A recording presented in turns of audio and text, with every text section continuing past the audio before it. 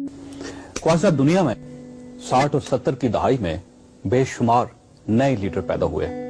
इनमें इंडोनेशिया की स्वीकारनो भी थे, मिस्र के सादात और जमाल अब्दुल नासिर भी, इंडिया की इंदिरा गांधी भी, अमेरिका के जॉन एफ कैनेडी भी, ईरान के आयतुल्लाह खमेनी भी, उर्दन के शाह हुसैन भी, सऊदी अरब के शाह फैसल भी, इराक के सदाम हुसैन भी, क्यूबा के फीडल कास्त्रो भी, बरतानिया की मार्गरेट थैचर भी, लीबिया के कर्नल कजाफी भी, फलस्तीन के यासर अरफात भी, मलेशिया के महातिर मोहम्मद भी और जनूबी अफ्रीका के नेल्सन मंडेला भी।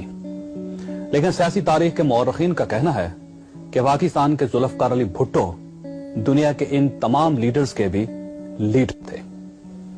भुट्टो साहब 60 और 70 की दहाई में दुनिया के 10 बड़े जबकि एशिया के सबसे बड़े लीडर समझे जाते थे।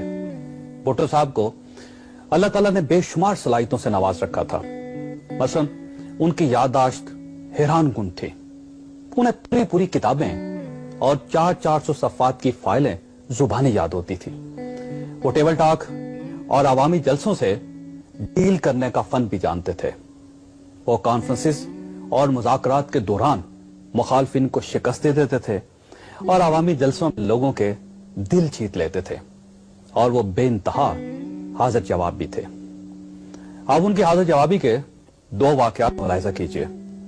भुट्टो साहब वजीर खारजा की हैसियत से 1963 में अमेरिका के दौरे पर गए। वहां सदर कैनेडी के साथ उनकी मुलाकात हुई।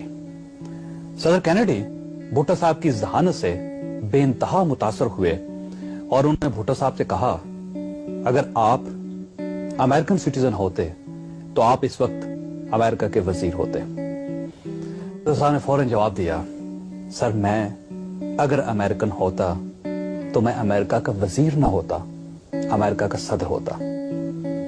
कैनेडी ने भुट्टो साहब से कहा, आप इस वक्त व्हाइट हाउस में हैं और व्हाइट हाउस दुनिया का पावर हेडक्वार्टर है। भुट्टो साहब ने फौरन जवाब दिया, और दुनिया का पावर हेडक्वार्टर इस वक्त मेरे पांव के नीचे है। भुट्टो साहब सोते भी कम थे, खाते भी कम थे और ब्यूरोक्रेसी की सुनते भी कम थे। पाकिस्तान में नाज़रीन 30 साल तक लीडर्स ने गरीबों, किसानों, मजदूरों और हारियों की बात की। लेकिन भुट्टो साहब पाकिस्तान के पहले लीडर थे जिन्होंने हारियों, मजदूरों, किसानों और गरीबों के दुखों को आवाज दी, जिन्होंने इन्हें फर्श से उठाकर सीने के साथ लगा लिया। और ये जुल्फकार अली भुट्टो के इक़्तिदार के आखिरी दिनों की बात थी। भुट्टो साहब के पुराने साथी उन्हें समझाते थे, आप एहतियात से काम लिया करें, आप अमेरिका को यूं न ललकारा करें, अमेरिकन इंतकाम के मामले में बड़े संगदिल हैं। आप मजदूरों और किसानों की बात न किया करें, सरमायादार दुनिया आपको अपना दुश्मन समझ रही है।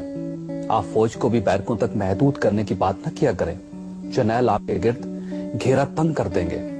आप इंडिया को भी ना ललकारें, ये आपके खिलाफ साजिशें करेगा। और आप ताजरों, सरमायादारों और मजहबी वॉरलॉर्ड्स के बारे में भी बातें ना किया करें, ये लोग आपको कैमरस मशहूर कर देंगे। भुट्टो साहब के साथी ने कहते थे, आप जरा सी एहतियात कर लें, हालात के साथ जरा सा समझौता कर लें ताकि सिस्टम चलता रहे। लेकिन भुट्टो साहब अपने साथियों को हमेशा ये जवाब देते थे कि मेरा दिल भी मुझे हालात के साथ समझौता करने के मशवरे देता रहता है। मैं भी चाहता हूं अमेरिका के मामले में, सरमायादारों के मामले में, फौज के मामले में और मजहबी जनूनियों के मामले में एहतियात किया करो।